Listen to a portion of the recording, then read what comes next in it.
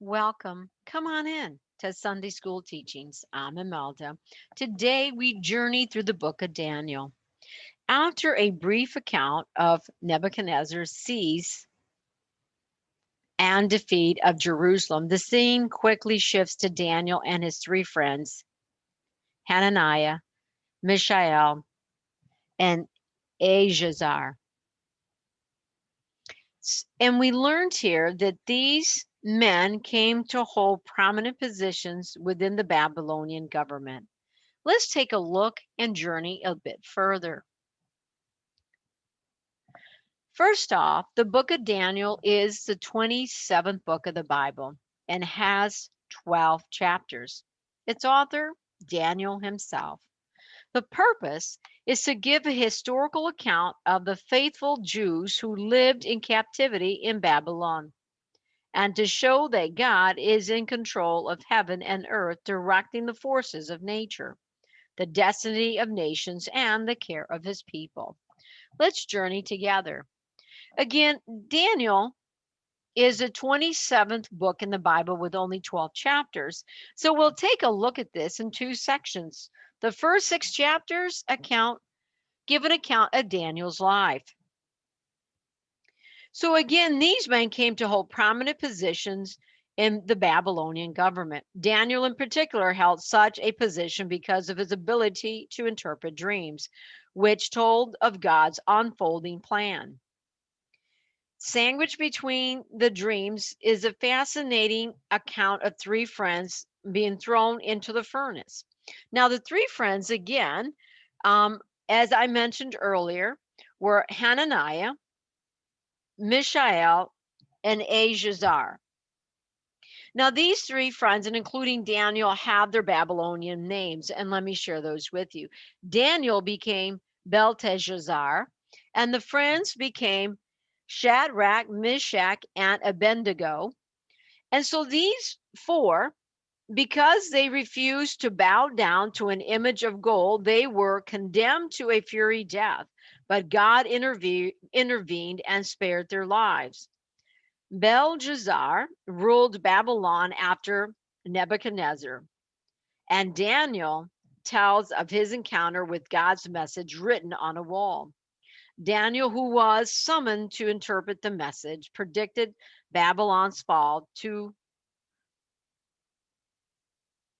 the Medes and the Persians. Let's take a look a little bit about Daniel's visions.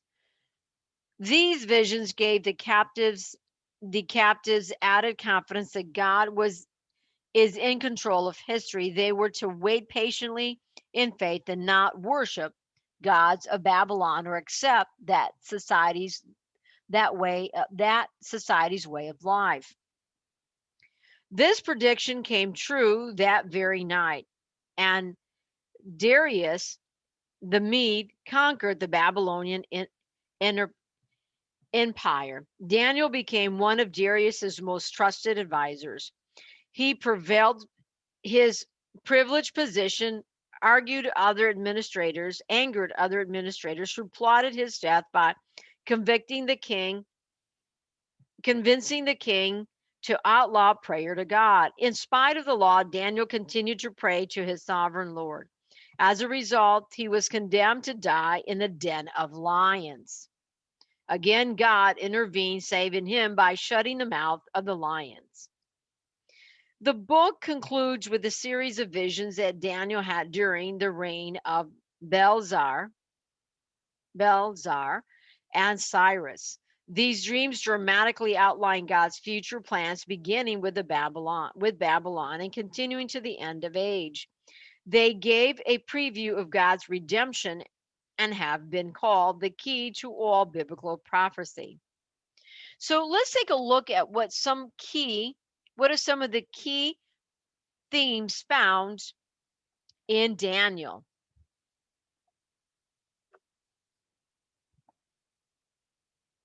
First, God's sovereignty. God is all knowing and he oversees the world events. God overrules and removes rebellious leaders.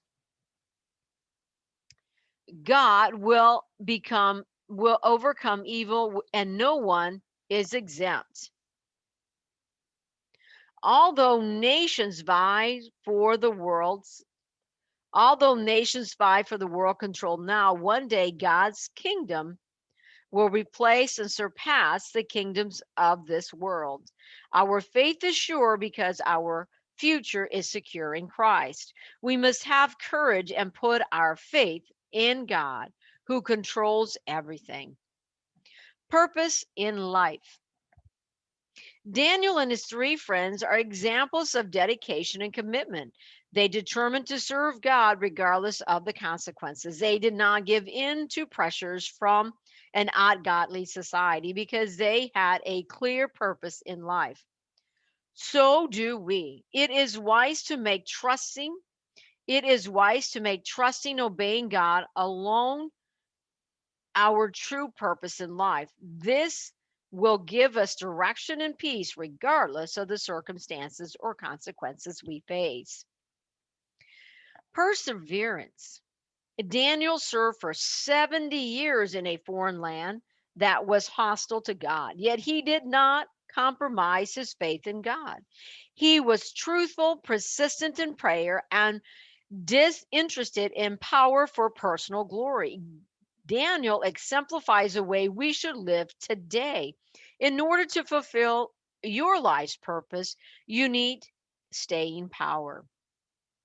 God's faithfulness. God was faithful in Daniel's life. He delivered him from execution, from the den of lions, and from enemies who hated him. God cares for his people and deals patiently with them. Like Daniel, we can trust God to be with us through every trial. And because he has been faithful to us, we should remain faithful to him. In summary, beloved brothers and sisters, as you journey through the book of Daniel, watch God work and find your security in his sovereignty. One of my favorite passages in Daniel is found in chapter 2, verse 22. God reveals deep and mysterious things and knows what lies hidden in darkness. So he is surrounded by light. Through these short 12 chapters, I invite you as a family to journey through the book of Daniel and learn of God's faithfulness and sovereignty. I want to thank you, beloved brothers and sisters, for journeying with me through the book of Daniel. Until next time, be blessed.